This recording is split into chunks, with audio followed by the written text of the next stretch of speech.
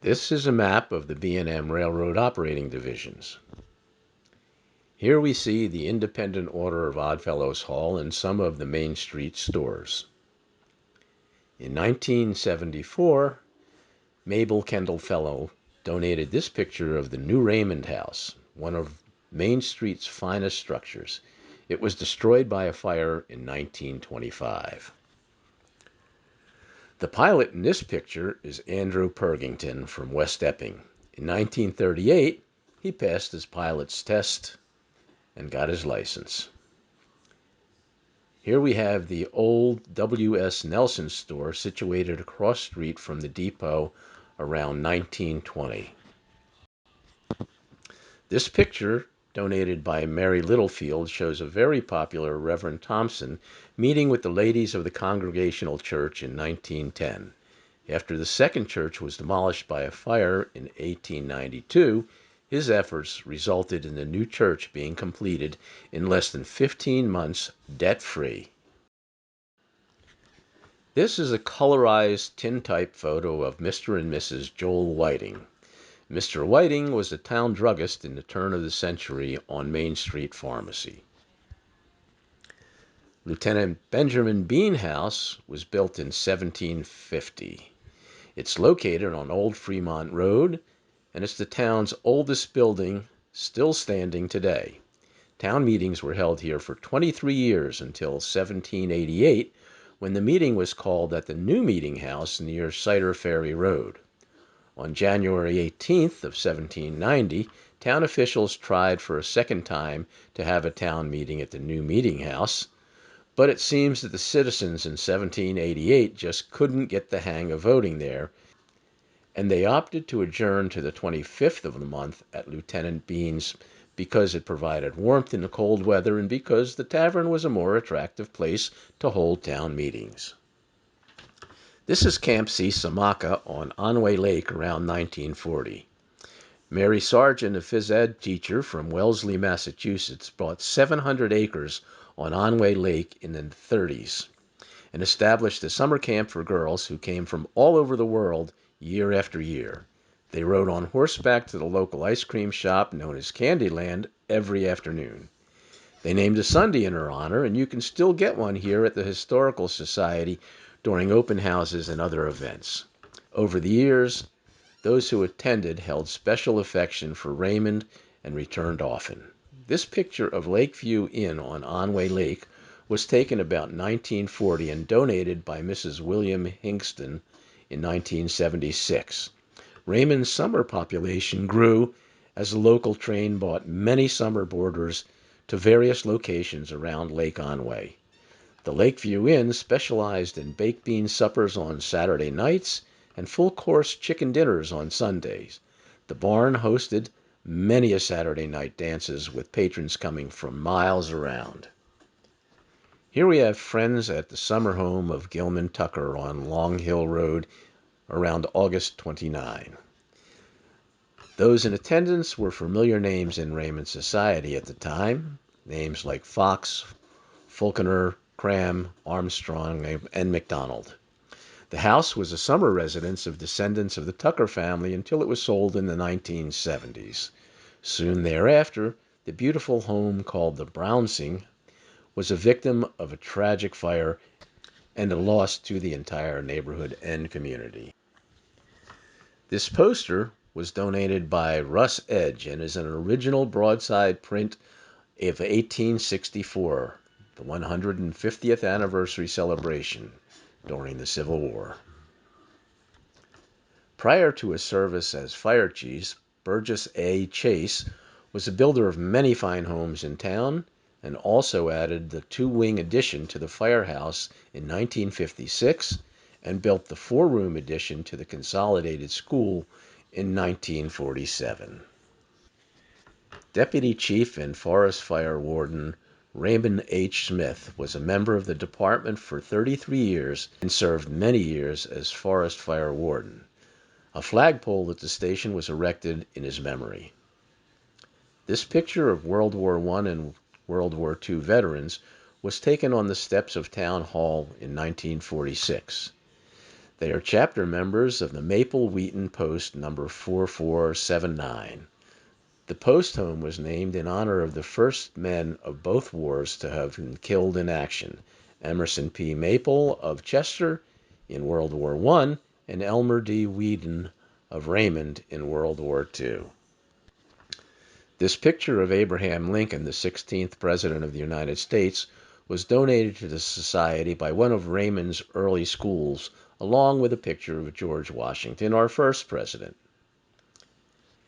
Andrew Burke donated this picture of J.M. Dearborn home destroyed by the fire in September 23, 1908. Local artist Thelma Holt crafted this painting of the Congregational Church. Thelma owned and operated Holt's department store from the late 1940s until her passing in the late 70s. The front window was a gift of Benjamin Poor to the church in memory of his wife Alice. Poor was a prominent citizen and farmer by trade in the late 1800s. His property is today owned by the Walnut Hill Conference Center. This is an early photo of the Congregational Church dedicated in November 12, 1934, the church vestry, and the shepherd home. The church vestry and church were destroyed by the 1892 fire. L.W. Holmes was the third Raymond Fire Department chief. He is seen here with a copy of the Torrent Hall bylaws of 1931 and a picture of the first firehouse built in Raymond in 1894. This is the Raymond Historical Society as it stands today. It's replaced by the former B&M depot built in 1893 following the December 1892 fire. The National Grocery on Main Street is shown here in 1914 as it was decorated for the 150th celebration.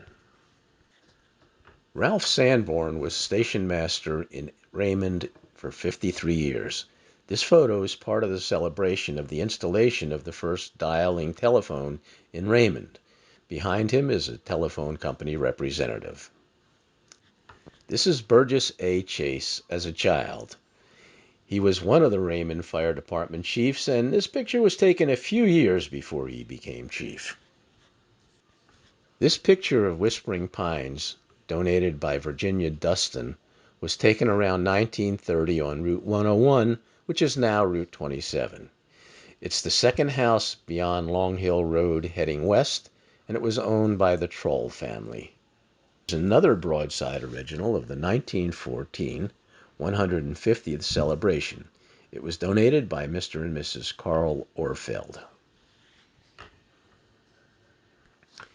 Here we have a Sanborn map of Raymond as it was in 1908. This photo of the National Grocery Company and the Whiting Drug Store was taken on Main Street during the 1914 celebration. The Raymond Electric Company, property of Charles Fox, was located off of Main Street in sight of the depot. Here we have the Pecker Bridge on Main Street during the 1936 flood. Old Raymond House is visible beyond the bridge, and the bridge sign is housed in the Tool Museum. This is an aerial view of downtown Raymond taken in 2003. This is a picture of the depot and Main Street looking northwest after the December 1892 fire. All that remains of the station were the brick walls and the chimney. The Sailors and Soldiers Monument, the centerpiece of the town commons, is shown here at its dedication in 1921. This is a photo of the Women's Civic Club and Pilgrim Tea Room taken around 1920. It hosted many home-cooked meals and was a site of many important events, including visits of United States presidents. It was also the site of Raymond High School's first Alumni Association meeting in the early 1930s. This is the Torrent Hose Company and Town Hall around 1910. Town Hall housed the high school students and was destroyed in a fire in March of 1917 following a town meeting. This building on Main Street was destroyed by a fire in 1892. This is popular teacher Miss Burnham. It shows her with the class of 1903. This photo, taken around 1900, shows some of the older residents posing in front of school number 8, also known as the Pecker School. George Guptill wrote this article in the Union Leader titled "Ready Kilowatt Comes to Raymond," and it's shown here with some pictures of the electric company. Long before television, Raymond High School students presented plays. Long before television, Raymond High School students presented plays. This poster of Hoodoo advertises its debut at the Oddfellows Hall on March 1st, 1924.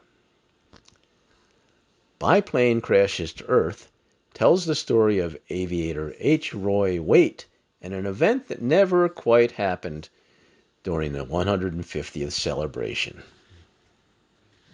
Raymond High School graduates killed in action during World War II were donated by Sally Guptill Parody. Elmer D. Wheaton was the first World War II casualty, and the VFW Post 4479 carries his name. Here's an early photo of the Congregational Church. Dubbed the Old Camp, this 1920s picture was of the firemen's picnic at Pawtuckaway Lake. We have uniformed men marching in the 150th celebration parade in 1914. This is a Civil War monument, Congregational Church, and other buildings around town. This photo of the Little Horribles was taken during the 150th celebration. Some of the children pictured included Dorothy Blake, Ibra Holmes Grove, George Guptill, and Clifton Baker. Here we have a series of photos of the 150th celebration. The parade Grand Marshal was George H. Guptill. Popular entertainers, Maggie Dodge and David Fellows, are shown in the carriage at the Dudley Tucker Library. Mildred and George Guptill donated this 1887 Norris print of the town of Raymond. The Bork Shoe Company was one of the Raymond's largest employers, and here we see the first annual outing on August 22, 1931, at Maple Park in Methuen, Massachusetts. Here's another Raymond Shoe Company outing on July 16, 1938, at Angel Pond. Here we have the Bork Shoe Company outing at Pine Island on July 28 in 1934.